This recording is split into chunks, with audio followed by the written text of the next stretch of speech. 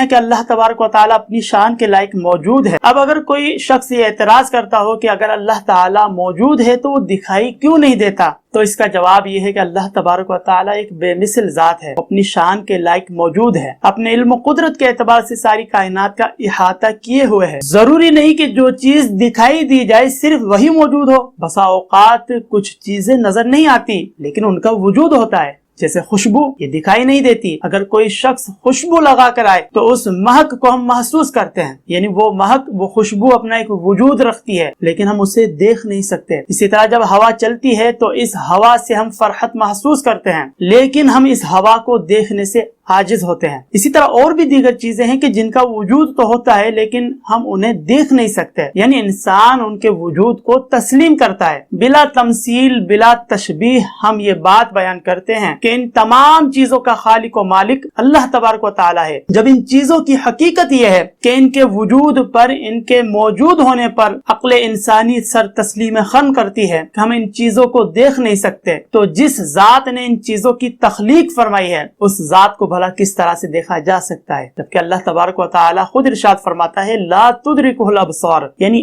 آنکھیں اس کا احاطہ نہیں کر سکتی۔ لہذا معلوم ہوا کہ یقیناً اللہ تبارک و تعالی کی بے مثل ذات اپنی شان کے لائق موجود ہے لیکن ہم اسے دیکھ نہیں سکتے۔ اسی طرح اگر ہم آسمان کی جانب نظر اٹھائیں تو ہمیں معلوم ہوتا ہے کہ آسمان بغیر ستونوں کے قائم ہے۔ اس آسمان کا بغیر ستونوں کے قائم رہنا یہ اس بات کی دلیل ہے کہ ضرور ایک ایسی ذات ہے کہ جس نے ان کی تخلیق فرمائی ہے اور یقیناً وہ اللہ تعالیٰ ہی کی ذات ہے۔ اسی طرح سمندر پر روا دوا ساز و سامان سے بھرپور کشتیوں کا تیرنا، سامان کو منتقل کرنا، یہ بھی اس بات کی طرف اشارہ و دلیل ہے کہ ضرور کوئی ایسی ذات ہے کہ جس نے اپنے حکم سے ان کو ڈوبنے سے روکا ہوا ہے۔ تو خلاصہ کلام یہ ہے کہ اللہ تبارک و تعالیٰ ایک ایسی ذات کا نام ہے کہ جو ہمیشہ سے ہے، ہمیشہ رہنے والی ذات ہے، وہ کسی کی مثل نہیں، وہ اپنی شان کے لائق موجود ہے۔ اللہ تعالیٰ اپنے علم و قدرت کے اعتبار سے ساری کائنات کا